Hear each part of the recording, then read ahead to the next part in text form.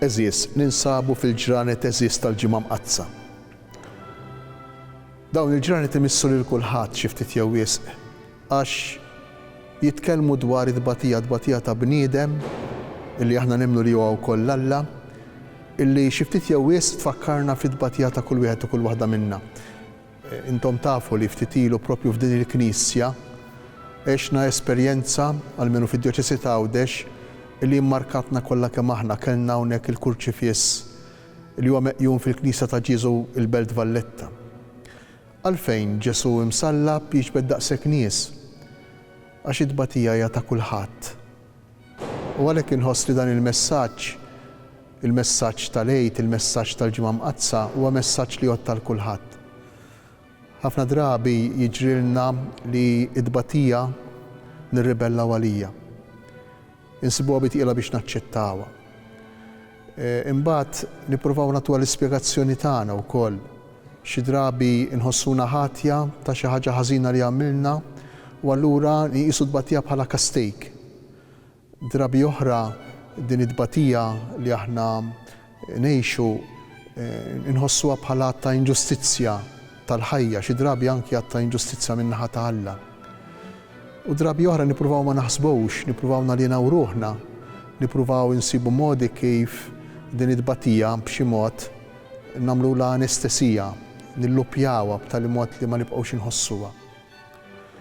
Din il-ġimgħa tagħtina messaġġ ta' tama, messaġġ qawwi ta' tama. Mhux għax se tfehmna x'inhi d-tbatija, imma għax tgħinna nilqgħuha iktar bħala parti mill-esperjenza ta' ħajjitna.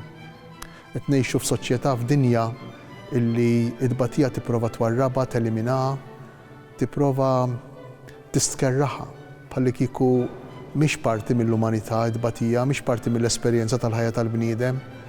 Imma meta ngħixu dawn il-ġranet eżies tal-Ġimgħa Mqazza, aħna nifhmu u nifhmu li id-tbatija jaċċettaw ukoll l-istess iben maħbub tal-Missier, l-istess Ġesu, il-bniedem perfett, anki hu id-tbatija kienet tagħmel parti minn ħajtu. Jekk din diġà tneħħilna diffikultà mill-esperjenza ta' ħajjitna, diġà tneħħilna l-isforz kontinwu li kultant inħossu li rridu nagħmlu biex id-tbatija ma tagħmilx parti mill-esperjenza tal-ħajja. Għax jekk aċċetta l-istess iben għażiż tal-Missier, il-bniedem perfett, l-istess Alla, għax ma naċċettajx jien, anki jekk b'diffikultà, anki jekk bit-tbatija. Ġesu wkoll ħelisna fit-tbatija permezz tat-tbatija tiegħu għax firet minn xulxejn id-tbatija mill-kastejk, id-tbatija mhix kastejk. Meta dawk in-nies staqsew lil Ġesu meta ltaqgħu ma' raġel għama u qalulu min din apu jew il-ġenituri tiegħu, Ġesu kien kapaċi jifret id-tbatija tal-bniedem mid-dnub.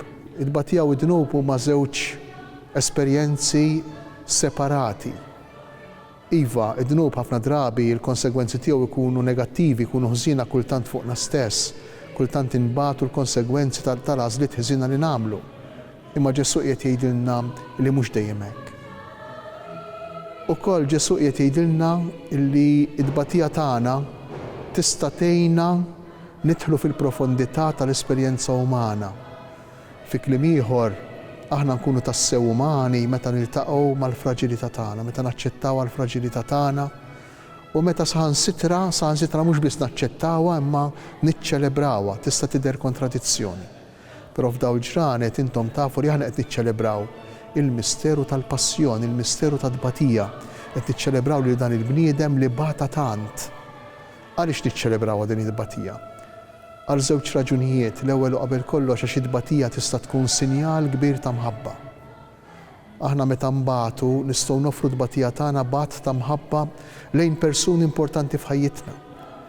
Ukoll nistgħu aħna wkoll imbagħtu biex ngħinu persuni li nafu jew li ma nafux. U hekk id-tbatija ssir sinjal ta' ġenerożità, sinjal ta' karità, sinjal ta' għotja. Ukoll aħna nistgħu imbagħtu billi noqogħdu ma' persuni li qegħdin ibagħtu, inkunu ma' ġenbhom ħdejhom. Kemm importanti li ma nħallux weħidhom anzjani, li ma nħallux weħidhom persuni li għaddejjin minn mart, minn diffikultajiet. Kemm importanti. Kemm importanti din l-empatija, dan li nkunu qrib kif Ġesu kien qrib tal-bniedem qrib tagħna fit-tbatijiet tagħna. Imma wkoll hemm raġuni oħra importanti ħafna illi tgħinna niċċelebraw id-tbatija għax din id-tbatija mhix il-preludju, mhix it-tarġa ta' qabel, il-kamra ta' qabel, l-antikamera tal-glorja li hemm tistennina. Hekk minn din il-ġimgħa l-qudiem, minn din il-ġimgħa li qed ngħixu l-qudiem aħna nafu li d-tbatija tagħna mhix mitlufa, id-tbatija tagħna mhix ħera ta' enerġija.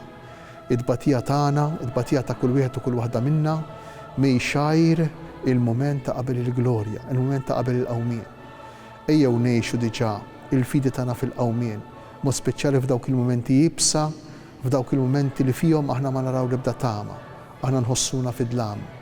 U jibqgħu ċerti li anki d-tbatija tagħna, anki jekk fid-diffikultà, fil-frustrazzjoni, kultant fir-rabja, imma nsibu s-sens, nsibu lil Ġesu li jibati magħna, jibati għalina. Lejt it-tajjeb lil kulħadd.